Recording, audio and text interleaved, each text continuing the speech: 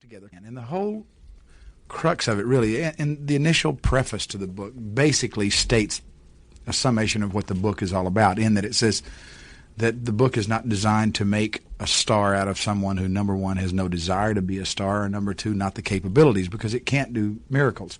But what it will do is give a kid with at least an average amount of musical ability a chance to make a living in a very lucrative business, because there are different levels of success, going back to what I said before.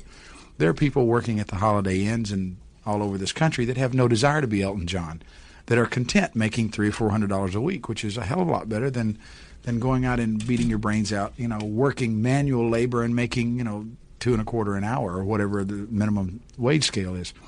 So, and they derive a great deal of satisfaction out of it. So the book really is designed to help kids in this business at different levels of their career. It tells them not hypothetically, but it tells them specifically at certain times in their career when they need a manager, what to expect from that manager, what that manager should be able to expect from them, how to present themselves as professionals, and how to make the most money. And it even goes into basic philosophies of life as you get along in your career and your life, and whether or not you even stay in the music business. It goes into that if at such points you're not doing this, that, or the other, when you should consider getting out of the music business.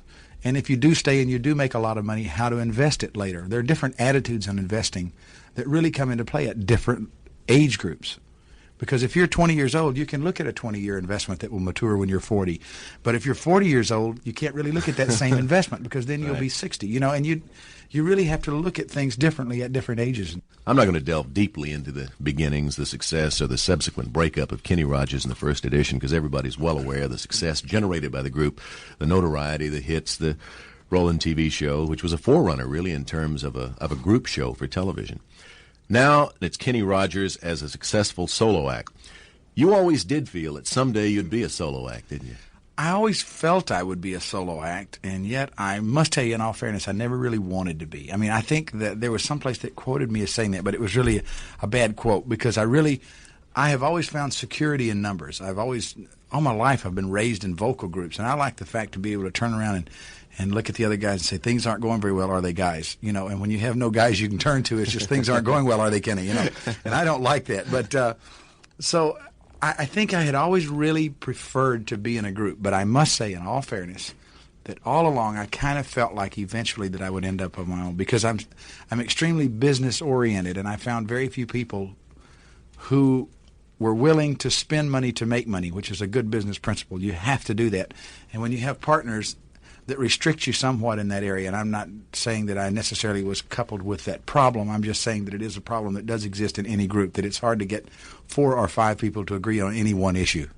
So now that I am alone, I must say I thoroughly enjoy the freedom of being able to make my decisions as I see fit, and I will either profit by them or lose by my own decisions. Was the breakup of the first edition something that had to happen sooner or later? Yeah, I think it happens to every group, What happened really with our group was there were no real personal problems in the group, as much as we had just reached a creative stagnancy where people just didn't care. I mean, they enjoyed taking the money, and this is not derogatory, it's realistic, that we'd been together 9 years. We had a great show, one of the best stage shows in the business. But the problem was that people got to the point, and myself included, I think, we had tried so many different areas of, once you've been successful, it's hard when we were never at the bottom, but we definitely had peaked and come down somewhat in stature. It's hard to accept that and just say, hey, wasn't it great while we were there? You're always reaching for and hoping for whatever it takes that will turn that around. And I learned an interesting thing out of this group, and that is that, and then myself included, that people who basically feel they should be successful need someone to blame for their failure in order to continue going. Otherwise, if you say, hey, I had a shot at it and it didn't work, then you can't blame anybody. So you say, well, why try again? I might as well go back into carpentry or whatever it is, But when you say, if it hadn't been for him, I would have been a major success, but now that I'm not involved with him, I'll go ahead and I'll do it my way. It gives you a reason to keep going. Whether or not it's justified or not is immaterial.